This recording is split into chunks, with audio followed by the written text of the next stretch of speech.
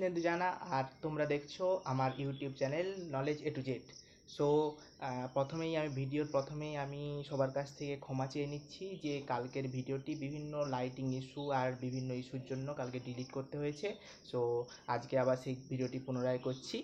আর আজকে আমি পড়াবো জীবনবিজ্ঞানের প্রথম চ্যাপ্টার, ক্লাস 9-এর জীবনবিজ্ঞানের প্রথম চ্যাপ্টার জীবন এবং তার বৈচিত্র্য। ঠিক আছে, তো জীবন এবং তার বৈচিত্র্য পড়তে গেলে সবার প্রথমে যেটি পড়তে হবে সেটা হচ্ছে জীবন। জীবন কার থাকে? জীবন থাকে জীবের। তো জীব কি?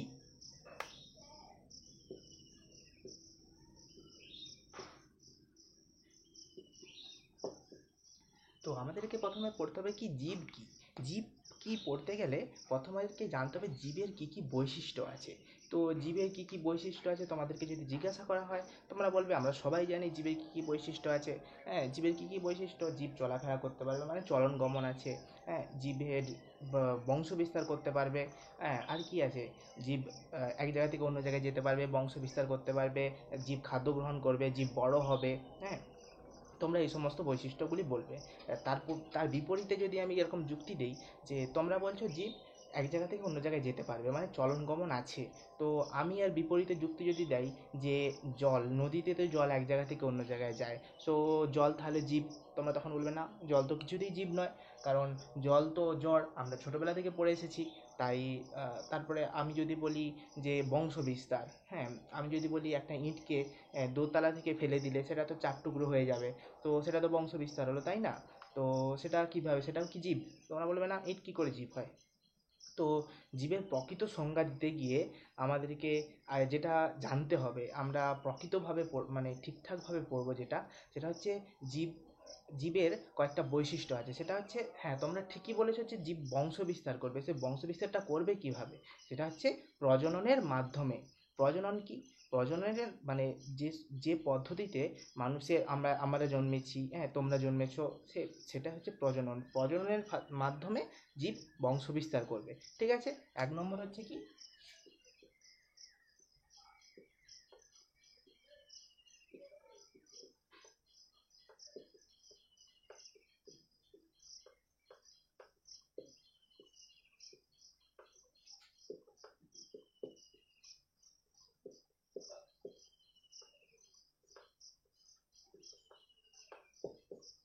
প্রজননের মাধ্যমে বংশ বিস্তার করবে। 2 নম্বর কি?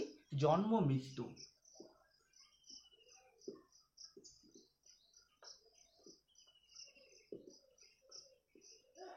জীবের জন্ম মৃত্যু থাকবে। ঠিক আছে, জন্ম মৃত্যু মানে কি? তোমরা বলবে একটা ইঁটেরও তো জন্ম মৃত্যু আছে। ইঁট একটা তৈরি হলো মানে জন্ম হলো, আর ইঁট ভেঙে গেল মানে মৃত্যু হয়ে গেল। না, ইঁট ভেঙে গেল মানে মৃত্যু হলো কী করে? তার তো অংশ রয়ে গেল। আমাদের মৃত্যু হলে কি হয়?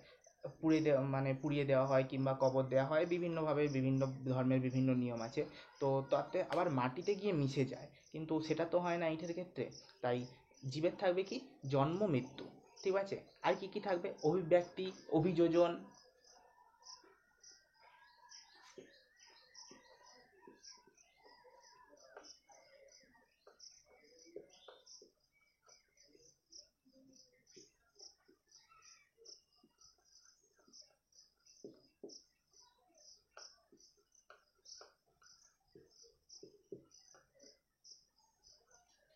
ঠিক আছে, আর কি থাকবে? বিভিন্ন জীবের মধ্যে ভেদ, প্রকরণ। ঠিক আছে,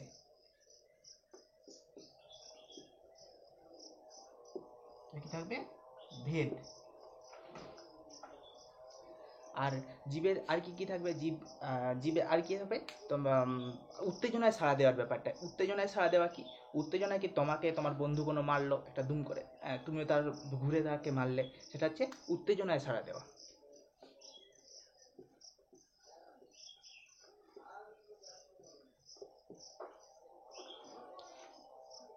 ঠিক আছে, উত্তেজনায় সাড়া দেওয়া, এগুলি হচ্ছে জীবের বৈশিষ্ট্য। হ্যাঁ, এই সমস্ত বৈশিষ্ট্যগুলি থাকবে যে সমস্ত প্রোটোপ্লাজমীয় বস্তুর। ঠিক আছে, প্রোটোপ্লাজমীয় সংগঠনের এই সমস্ত বৈশিষ্ট্যযুক্ত যে সমস্ত প্রোটোপ্লাজমীয় সংগঠন, তাদেরকে আমরা বলবো জীব। তাহলে এই সমস্ত বৈশিষ্ট্য থাকবে যে সমস্ত প্রোটোপ্লাজমীয় সংগঠনের, তাকে বলবো আমরা জীব। তাহলে জীব কাকে বলে? পরিষ্কার, পুরো ক্লিয়ার। ঠিক আছে, পরের আমরা পরের অংশে আসবো, সেটা হচ্ছে এই জীব। এই জীব এই জীবের উৎপত্তিটা হলো কিভাবে, সেই জীবের উৎপত্তি সম্বন্ধে পড়তে গিয়ে আমাদেরকে বিভিন্ন বিজ্ঞানীর মতবাদ পড়তে হবে। তার আগে পড়তে হবে যে আগে কি ধারণা ছিল। আগে ধারণা ছিল মানুষের মধ্যে যে 6 দিনে আমাদের যে ঈশ্বর, তিনি 6 দিনে আমাদের গোটা পৃথিবীটাকে সৃষ্টি করেছেন। হ্যাঁ, এবং 6 দিনে, মাত্র এই 6 দিনে আমাদের গোটা পৃথিবীটাকে সৃষ্টি করেছেন। তো গোটা পৃথিবীটাকে এই 6 দিনে সৃষ্টি করা কি সম্ভব? তোমরাই বলো। কখনোই সম্ভব নয়। তো আস্তে আস্তে আমাদের বিভিন্ন বিজ্ঞানীরা বিভিন্নভাবে চিন্তাধারা করে, বিভিন্ন পরীক্ষা নিরীক্ষা করে দেখলেন যে না, এই 6 দিনে এই পৃথিবীটা উৎপত্তি হওয়া কিছুতেই সম্ভব নয়। সো ঈশ্বর আমাদেরকে সৃষ্টি করেননি। তো আমরা এখনও বলি যে ঈশ্বর আমাকে বুদ্ধি দেয়নি, ঈশ্বর আমাকে বিদ্যা দেয়নি, এগুলো পুরোপুরি ভুল। এগুলো সবই ভাই জিনের খেলা। ঠিক আছে, জিন মানে কি, সেই জিন নয়, এটা হচ্ছে জিন মানে প্রোটোপ্লাজমে একটা বস্তু। সেটা সম্বন্ধে আমরা পরে আলোচনা করব, পরে অন্য চ্যাপ্টারে আলোচনা করব ঠিকঠাকভাবে। তো আমাদের জিন হচ্ছে আমাদের প্রধান যে বস্তু। ঠিক আছে, এই জিন জিন থেকেই আমাদের মানে বিভিন্ন বিজ্ঞানীদের পরীক্ষা নিরীক্ষার মাধ্যমে জানা গেছে যে মানে আমাদের যে প্রকরণ দেখা যায় সেটা হচ্ছে আমাদের জিনের ফলে। ঠিক আছে, আমাদের প্রকরণ মানে কি, যে ভেদ দেখা যায়, ওর বুদ্ধি বেশি আমার বুদ্ধি কম, এটা হচ্ছে জিনের কারসাজি। ঠিক আছে, ব্যাপারটা যে বুদ্ধি কম বেশি ওটাও কিছু নয়। ঠিক আছে, যে যেমন পড়ে তার সেরকম হয়। ঠিক আছে, পরবর্তীটা হচ্ছে হঠাৎ করে উদ্ভব হয়েছে। কিছু কিছু বিজ্ঞানী বললেন কি, তারা দেখলো যে আমরা যদি কিছু রেখে দেই, একটা হয়তো লেবুকে কেটে রেখে দেওয়া হলো। ঠিক আছে, তো লেবু কেটে রেখে দিলে সেই কাটা লেবুতে কি হয়, কালো কালো হয়ে ছত্রাক জন্মে যায়, আমরা বলি ছাতু জমে গেছে। ঠিক আছে, তারপরে দই রেখে দেওয়া হলো, দই রেখে দিলে কি হয়, তার উপরে কালো হয়ে ছাতু জমে যায়। তো আমরা তখন বিজ্ঞানীরা বললো এইভাবে হয়তো জীবের সৃষ্টি হয়েছে।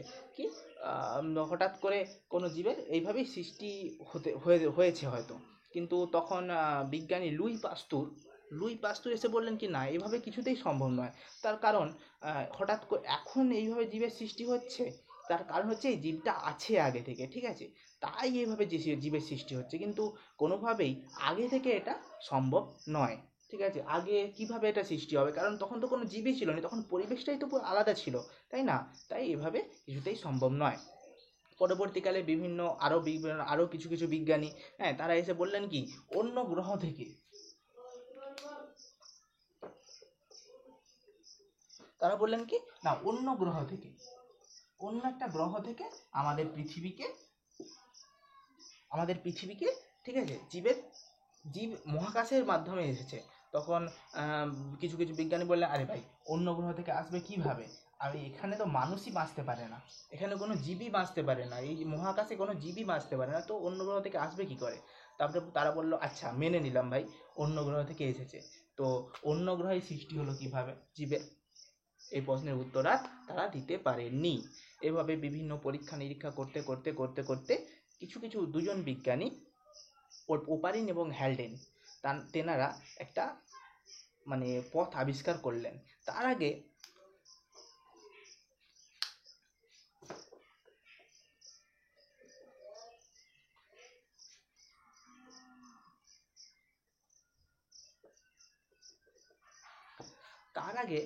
একজন বিজ্ঞানী বললেন যে এই পৃথিবীটা সৃষ্টি হলো কিভাবে। ঠিক আছে, তাকে বলা হলো জীবের সৃষ্টি কিভাবে হলো, সে পৃথিবী সৃষ্টি কিভাবে হলো তার উত্তর দিলেন। তিনি বললেন যে আগে পৃথিবী সূর্য বলে কিছুই ছিল না, সমস্তটাই ছিল একটা বড় আগুনের গোলা। ঠিক আছে, তাতে বিস্ফোরণ হতে হতে, এটা প্রায় 40 বিলিয়ন আগেকার ঘটনা। ঠিক আছে, 40 বিলিয়ন বছর আগেকার ঘটনা। তো এখানে বিস্ফোরণ হতে হতে বিভিন্ন ছোট ছোট ছোট ছোট নক্ষত্রের সৃষ্টি হয়। ঠিক আছে, এর থেকে ছোট ছোট নক্ষত্রের সৃষ্টি হয়, এবং তারই একটা হলো আমাদের সূর্য। তো এই সূর্য থেকে আবার আমাদের পৃথিবীর সৃষ্টি হয়েছে। তো যখন পৃথিবীটা সৃষ্টি হয় তখন সেটা ছিল খুবই গরম। ঠিক আছে, তো এতটাই পর্যন্তই তিনি বলতে পারলেন, তিনি তারপর আর বলতে পারলেন না যে জীবের সৃষ্টি হলো কিভাবে। তো জীবের সৃষ্টি সম্বন্ধে বলতে গিয়ে তিনি আর বলতে পারলেন না। তখন বিভিন্ন বিজ্ঞানীরা আবার পরীক্ষা শুরু করলেন জীবের সৃষ্টি হলো কিভাবে। তো জীবের সৃষ্টি হিসাবে পরীক্ষা করতে গিয়ে দুজন বিজ্ঞানী ওপারিন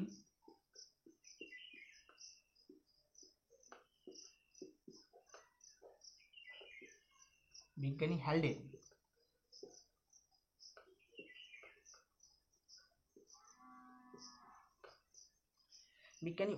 এবং বিজ্ঞানী হ্যালডেন একটা যুক্তিসঙ্গত মতবাদ দিলেন। তো বিজ্ঞানী ওপারিন কি বললেন? বিজ্ঞানী ওপারিন এবং হ্যালডেন, বিজ্ঞানী ওপারিন কি বললেন? ওপারিন বললেন যে জীবের যে সৃষ্টি হলো, জীবের সৃষ্টিটা হলো কিভাবে তা সেটা পড়ার থেকে আগে জানতে হবে যে জৈব বস্তুটার সৃষ্টি হলো কিভাবে। কারণ জীব তো জৈব বস্তু দিয়েই তৈরি, তাই জীবের সৃষ্টির আগে কি তৈরি হলো? জৈব বস্তু। তো জৈব বস্তুটা সৃষ্টি হলো কিভাবে? তিনি বললেন বিভিন্ন অজৈব বস্তু থেকে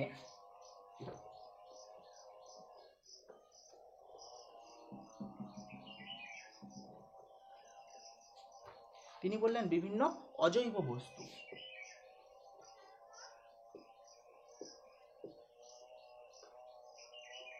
অজৈব বস্তু থেকে এই জৈব বস্তুর সৃষ্টি। ঠিক আছে, এই ছোট ক্ষুদ্র ক্ষুদ্র জৈব বস্তুর সৃষ্টি।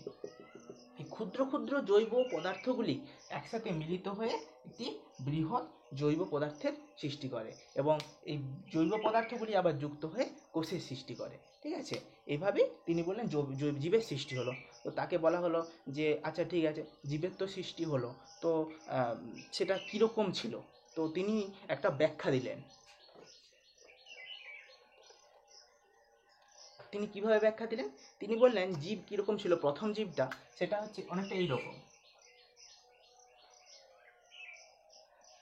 সেটা কি ছিল? দ্বিস্তরী পর্দা আবরণ।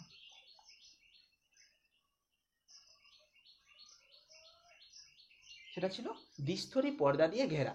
ঠিক আছে, এটা যে দ্বিস্তরী মানে দুটো স্তর, একটা স্তর এটা একটা স্তর। ঠিক আছে, দ্বিস্তরী পর্দা দিয়ে ঘেরা। আর তার ভিতরে আবার কি ছিল? তার ভিতরে ছিল প্রোটিন,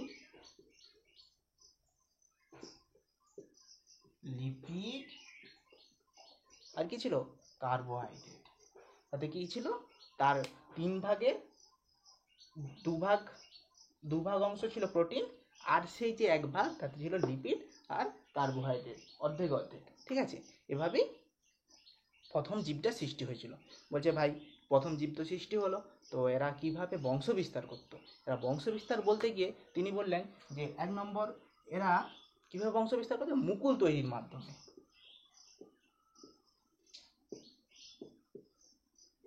এরা মুকুল তৈরির মাধ্যমে বংশ বিস্তার করতো। ঠিক আছে, তো বললো আরে ভাই মুকুল তৈরির মাধ্যমে বংশ বিস্তার তো করতো, তাহলে খেত কি? এরা যে পরিবেশে তখন লিপিড পাওয়া যেত, পরিবেশে লিপিড থাকতো, তো পরিবেশের লিপিড এরা গ্রহণ করত।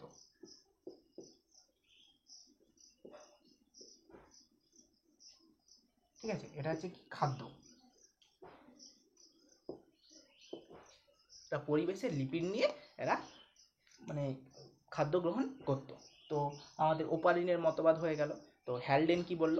হ্যালডেনকে বলা হলো ভাই তুমি বলো কিছু। তো হ্যালডেন বলল দেখুন ওপারিন ঠিকই বলেছে। তো ওপারিন ঠিকই বলেছে, তো তুমি কিছু বলো। সে বলছে যে এই জৈব পদার্থের সৃষ্টি আগে অজৈব পদার্থ, সেম জিনিস বললো, জৈব পদার্থের সৃষ্টি আগে অজৈব পদার্থের সৃষ্টি হয়েছে, অজৈব পদার্থ থেকে আস্তে আস্তে জৈব পদার্থের সৃষ্টি। ঠিক আছে,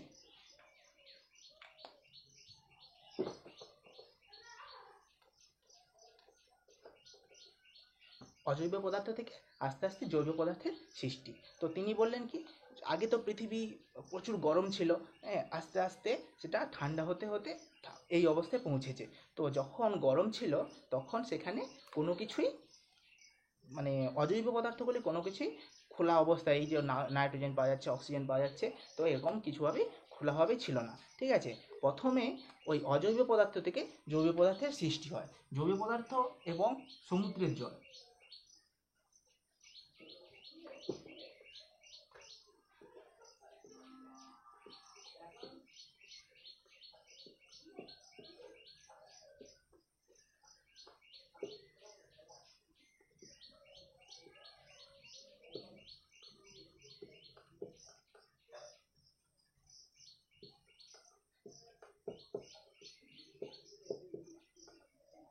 এই দুটো মিলে কি তৈরি হলো?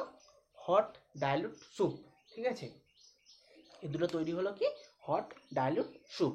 এই হট ডাইলুট স্যুপে জীবের তৈরির যে পরিবেশ সেটা ছিল, তাই এই হট ডাইলুট স্যুপ থেকেই আমাদের জৈব পদার্থের জীবের সৃষ্টি হয়েছে। ঠিক আছে, হ্যালডেন এটা বললেন।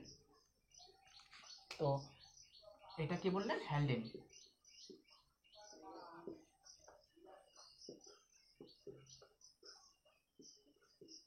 তো এটা বললেন হ্যালডেন। তো এভাবেই তারা বললেন, এটাকে আমরা মেনেও নিলাম। তো তখন এক বিজ্ঞানী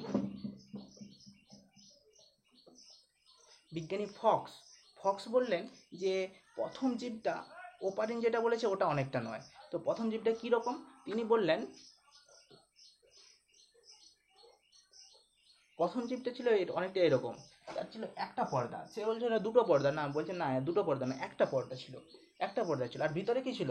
সে বলেছিল কার্বোহাইড্রেট, প্রোটিন, লিপিড সব কিছু থাকবে। ই বলছে না কিছু থাকবে না, শুধু থাকবে প্রোটিন। শুধু কি থাকবে? প্রোটিন। তো বললো তাহলে আচ্ছা, তো সে তো বললো যে সেটা মানে কোরোদ্গম পদ্ধতিতে বংশ বিস্তার করে, মুকুল তৈরির মাধ্যমে বংশ বিস্তার করে। তাহলে ই কি করে করে? ই বলছে ই অঙ্কুরোদ্গম।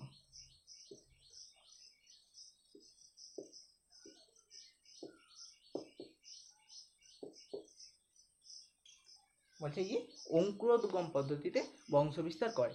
আর এর দেহে কি আছে? বিভিন্ন নিউক্লিয়াসের বস্তু, নিউক্লিয় বস্তু এর দেহে আবির্ভাব হচ্ছে। নিউক্লিয়াস কি, নিউক্লিয় বস্তু কি আমরা পরে পড়বো। ঠিক আছে, এর দেহে নিউক্লিয়াসের বিভিন্ন বস্তু আবির্ভাব দেখা দিয়েছিল। এর থেকেই নাকি নতুন জীবের সৃষ্টি হয়েছিল। তো বিজ্ঞানীরা বললেন কি ঠিক বলেছে। তখন বিভিন্ন পরীক্ষা নিরীক্ষার মাধ্যমে দেখলো, হ্যাঁ, বিভিন্ন প্রত্নতত্ত্ববিদরা দেখলো যে শিলায় মানে পাথরে কিছু কিছু এই টাইপের জীবের ছবি পাওয়া গেছে। ছবি মানে কি? সেগুলো জীবাশ্ম। ঠিক আছে, পাথরে এরকম জীবাশ্ম পাওয়া গেল। তখন বললো আচ্ছা, পৃথিবীর সৃষ্টির সময় যদি সেটা তো একটা তরল পদার্থ ছিল, তো পাথর কোথা থেকে এলো? তো তখন বললো যে না, এটা তার মানে তখন সৃষ্টি হয়নি, এটা হচ্ছে অনেক পরে সৃষ্টি হয়েছে। এটার নামটা, এটা মানে প্রথমেই যে এটা থেকে তিনি যে বলতেন, ফক্স যে বলতেন যে এটা থেকে জীবের সৃষ্টি, সেটা কখনোই সম্ভব নয়। ঠিক আছে, কারণ এটা অনেক পরে সৃষ্টি হয়েছে। এর মডেলটার নাম কি? Microsphere model.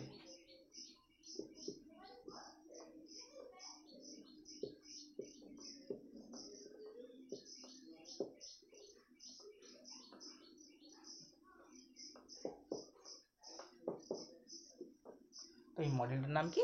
Microsphere model. তাহলে এখান থেকে মেন যে প্রশ্নগুলো সেটা কি কি?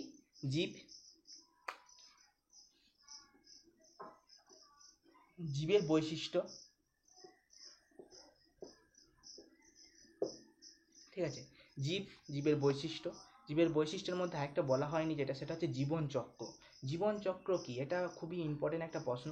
জীবনচক্র কি বলতে গেলে, আমরা ছোটোবেলায় একটা বাচ্চা ছিলাম, আস্তে আস্তে আস্তে আস্তে বড় হয়েছি। হ্যাঁ, মানে কি শিশু থেকে কি হয়েছে বালক। শিশু মানে কি একবারে যখন হামাগুড়ি দিতাম, ঠিক আছে, সেটা হচ্ছে শিশু। তারপরে আস্তে আস্তে একটু বড় হলাম, স্কুল যেতে শিখলাম। হ্যাঁ, স্কুল যেতে শিখলাম। তারপরে স্কুল থেকে আস্তে আস্তে আমরা এখন কিশোর। ঠিক আছে, কিশোর থেকে আস্তে আস্তে আমরা যুবক। এখন আমি যুবক। ঠিক আছে, তোমরা এখন কিশোর আছো, আমি এখন যুবক। এভাবে তারপরে আস্তে আস্তে কি বিয়ে হবে, বিয়ে থেকে বংশ বিস্তার হবে, তারপরে আস্তে আস্তে বৃদ্ধ হয়ে মৃত্যু। এই যে একটা পর্যায়ক্রমিক ঘটনা। হ্যাঁ, তোমার যে ছেলে মেয়ে, আবার সে বড় হবে, সে আবার বৃদ্ধ হবে, তার আবার মৃত্যু হবে। এই যে একটা পর্যায়ক্রমিক চক্রাকারে যে ঘটনা চলছে, সেটাকে বলা হয় কি? জীবন চক্র। এই জীবন চক্র কি?